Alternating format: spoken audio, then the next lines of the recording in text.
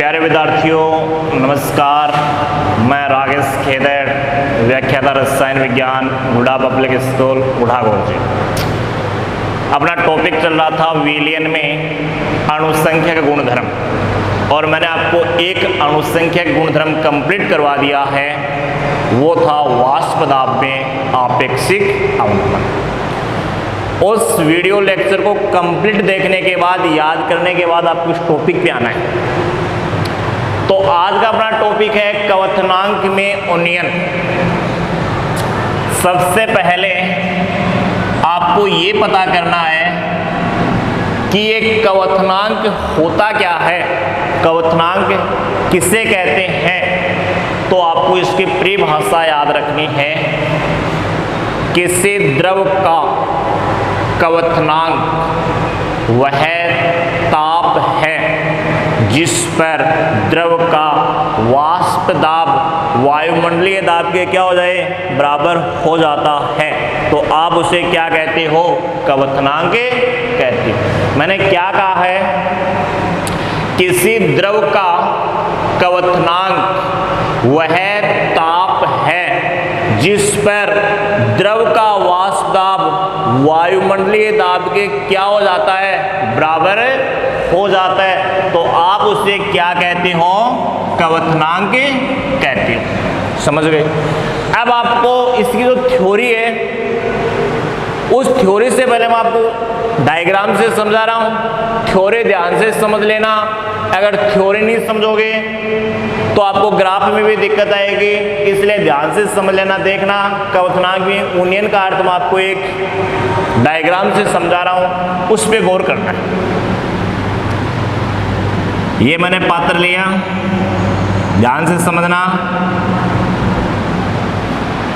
इसमें मैंने केवल विलायक और विलायक के रूप में मैंने जल ले लिया। ये मानो इसमें क्या है, विलायक है, शुद्ध विलायक है, शुद्ध विलायक।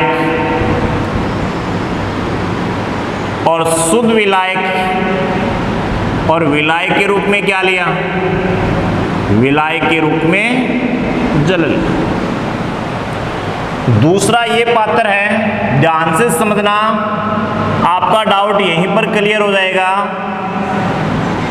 ये दूसरा पात्र, इसमें भी मैंने अभी क्या किया, द्रव विलायक और विलायक के रूप में मैंने जल ले लिया। इसमें भी जल है, ये विलायक और विलायक के रूप में क्या है, जल। ये जो विलायक है कैसा है, वाष्पशील है, और ये विलायक भी कैसा है, वाष्पशील है। इसको वैसे मैं पहले समझा चुका हूं, ध्यान दे लेना। अभी तक मैंने दो पात्र, दोनों में अभी तक केवल जल लिया। एक में ऐसा कैसे रहने दिया, एक में क्या मिलाया, एक में अवाष्पशील विलय ठोस पदार्थ मिलाया। और मैं इसके रूप में जैसे मैं बोल दूं कि मैंने विलय ठोस, अवाष्पशील विलय ठोस पदार्थ के रूप में क्या मिलाया, NaCl इसमें मिला दिया, ये NaCl इसमें मिला दिया। इसमें मिलाने का इसको तो ये क्या बन गया, विलायक में जब विलय मिलाया तो ये क्या बन गया, विलयन बन गया। और अब आपको ये चीज ध्यान देनी है कि द्रव विलायक यानी जल में मैंने अवाष्पशील विलय ठोस पदार्थ NaCl मिलाया तो वो विलयन बन गया। उस विलयन का वाष्प दाब शुद्ध विलायक से क्या होता है, कम होता है, और शुद्ध विलायक का वाष्प दाब क्या होता है, ज्यादा होता है। इसके बारे में अपन पहले बात कर चुके हैं कि शुद्ध विलायक का वाष्प दाब ज्यादा क्यों होता है और अवाष्पशील विलययुक्त ठोस पदार्थ का जो विलयन है उसका वाष्प दाब कम होता है। इसके बारे में मैं आपको समझा चुका हूं। अभी तक इतने का सारांश क्या निकला वो बताओ। अभी तक मैंने बोर्ड पे लिखा, उसका यही तो सारांश है कि अवाष्पशील विलय ठोस पदार्थ युक्त विलयन का वाष्प दाब शुद्ध विलायक से क्या होता है, कम होता है। हो गया।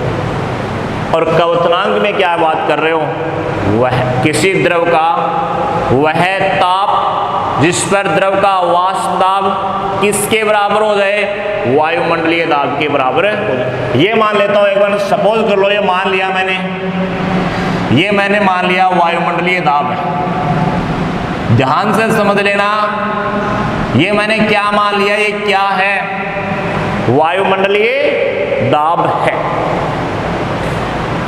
वाष्प दाब, इसका वाष्प दाब तो क्या होता है, इसका वाष्प दाब है वो अवाष्पशील विलेट ठोस पदार्थ युक्त विलयन से इसका वाष्प दाब तो क्या है, ज्यादा है, और इसका वाष्प दाब क्या है, कम है, और इसका क्या है, ज्यादा है।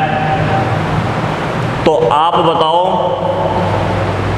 कि अवाष्पशील विलेट ठोस पदार्थ युक्त विलयन का वाष्प दाब किसके बराबर करना है, वायुमंडलीय दाब के बराबर करना है। इसका वाष्प दाब किसके बराबर करना है, वायुमंडलीय दाब के बराबर करना है। ये मान लिया कि विलायक का तो मान लो इतना वाष्प दाब है और विलयन का इससे क्या है, कम है। तो आपको क्या करना पड़ेगा, इसको टेम्परेचर देना पड़ेगा, ताप की आवश्यकता होगी। इसका वाष्प दाब ज्यादा और इसका कम है, तो इसको टेम्परेचर की ज्यादा जरूरत होगी और इसको टेम्परेचर की क्या होगी, कम जरूरत होगी। इसको ताप देंगे तो इसको ताप की कम जरूरत होती है और इसका ताप क्या होता है, ज्यादा होता है। समझ गए। तो विलयन का जो क्वथनांक है, क्योंकि विलयन का जो क्वथनांक है, विलयन का क्वथनांक क्या होता है, अधिक होता है, और विलायक का जो क्वथनांक है वो क्वथनांक क्या होता है, कम होता है। ये आपको पता होना चाहिए। ऐसा क्यों हो रहा है, एक बार मैं फिर बता रहा हूं। अवाष्पशील विलेट ठोस पदार्थ युक्त विलयन का वाष्प दाब शुद्ध विलायक से क्या होता है, कम होता है, और इस विलयन के वाष्प दाब को वायुमंडलीय दाब के बराबर करने के लिए, इसके वाष्प दाब को वायुमंडलीय दाब के बराबर करने के लिए ताप के अधिक क्या होती है, आवश्यकता होती है, और ताप की अधिक आवश्यकता होती है तो इस अवाष्पशील विलेट ठोस पदार्थ का क्वथनांक होता है वो भी क्या होता है, अधिक होता है। ये ध्यान रखना। और इसका क्वथनांक क्या होगा, कम होता है। तो आप इस डायग्राम से देखकर यही पता चला है कि अवाष्पशील विलेट ठोस पदार्थ का क्वथनांक तो क्या है, ज्यादा है, और इसका क्वथनांक क्या है, कम है विलायक का। समझ गए इतना। अब देखिए, अब आपको कि अगर इतने को अगर थ्योरी के रूप में याद रखें तो थ्योरी के रूप में कैसे याद रखें। थ्योरी के रूप में याद रखने का तरीका बता देता हूं। सबसे पहले परिभाषा, किसी द्रव का क्वथनांक वह ताप जिस पर द्रव का वाष्प दाब वायुमंडलीय दाब के बराबर हो जाता है, उससे क्या कहते हो, क्वथनांक कहते हो। फिर आपको क्या याद रखना है, अवाष्पशील विलेट ठोस पदार्थ युक्त विलयन का वाष्प दाब कम होता है, इसको वायुमंडलीय दाब के बराबर करने के लिए अधिक ताप की क्या होती है, आवश्यकता होती है। इसलिए इस विलयन का जो क्वथनांक होता है वो शुद्ध विलायक से क्या होता है, क्वथनांक ज्यादा होता है, और इसका क्वथनांक क्या होता है, कम होता है। ये इसकी थ्योरी है। इसको मैं ग्राफ से समझा रहा हूं, ये ग्राफ समझ लेना, आगे के डेरिवेशन में काम आएगा। देखिए ग्राफ देखिए, ये मैंने लिखा वाष्प दाब, और ये मैंने लिख दिया ताप।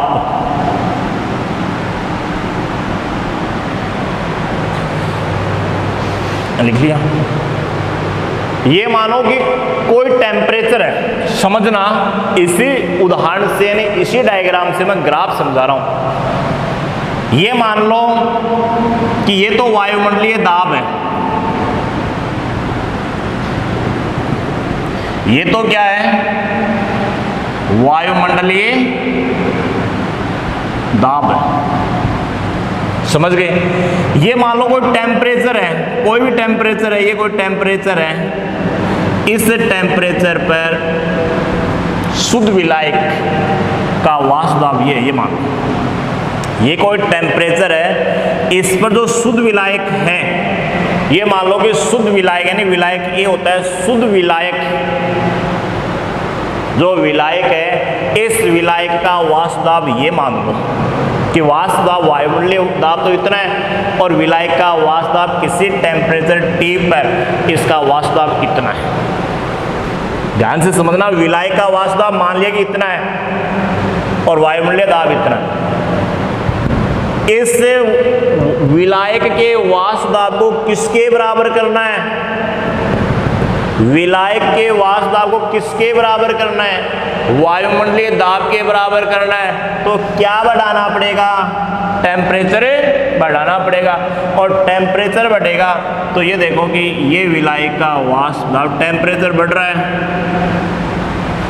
टेम्परेचर बढ़ रहा है, और ये विलायक का वाष्प दाब इस टेम्परेचर पर, यानी यहां पर इस टेम्परेचर पर शुद्ध विलायक का T नॉट B, विलायक का जो क्वथनांक होता है इसको T नॉट B से प्रदर्शित करेंगे, और विलयन का जो क्वथनांक है उसे TB से प्रदर्शित करेंगे। इस लाइन को एक बार फिर देखना कि किसी टेम्परेचर पर शुद्ध विलायक का वाष्प दाब इतना है और इसको किसके बराबर करना है? वायुमंडलीय दाब के बराबर करना है। तो क्या बढ़ाएंगे? टेम्परेचर बढ़ाएंगे, और टेम्परेचर बढ़ाएंगे तो इसका वाष्प दाब भी क्या होगा? बढ़ेगा, और इस टेम्परेचर पर शुद्ध विलायक का वाष्प दाब किसके बराबर हो जाएगा? वायुमंडलीय दाब के बराबर हो जाएगा, जिसको मैंने क्या लिख दिया? T not B। आपको ये भी तो पता है कि अवाष्पशील विलेय ठोस पदार्थ का वाष्प दाब शुद्ध विलायक से क्या होता है? कम होता है। मान लो ये तो विलायक है और विलायक से इसका वाष्प दाब क्या होता है? विलयन का कम होता है। ये मान लिया मैंने। ये किसका है? ये ग्राफ तो किसके लिए बन गया? विलायक के लिए बन गया। ये विलयन, विलयन में कौन? A और B अवयवी तो होते हैं। विलायक से कम होता है विलयन का वाष्प दाब, अवाष्पशील का।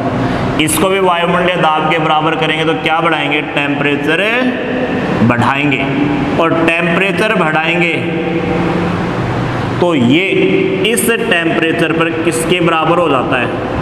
वायुमंडलीय दाब के बराबर हो जाता है। तो और विलयन का जो क्वथनांक होता है वो क्या होता है?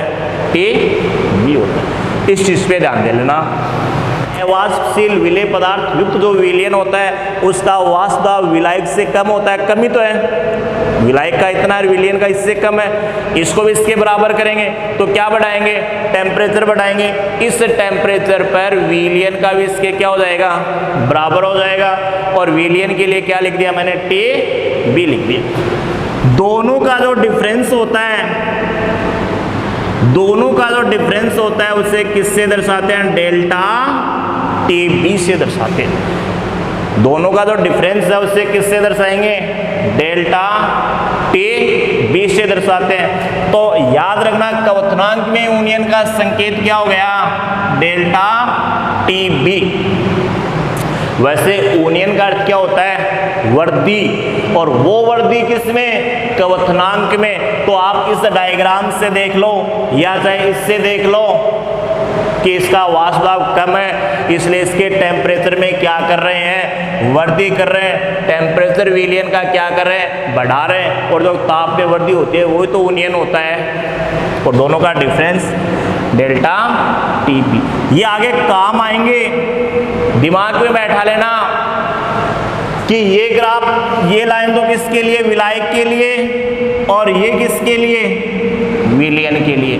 T नॉट B शुद्ध विलायक का क्वथनांक होता है, और TB क्या होता है? विलयन का क्वथनांक होता है, और दोनों का डिफरेंस क्या होता है? क्वथनांक में यूनियन होता है। ये अपना टॉपिक कंप्लीट नहीं हुआ है। आप इतने को रिवाइज कर लेना, समझ लेना। नेक्स्ट क्लास में इसी से आगे से क्या करेंगे, शुरुआत करेंगे। आज की क्लास का उद्देश्य केवल ये ग्राफ समझाना था, तो इसको समझ लेना, बाकी नेक्स्ट क्लास में।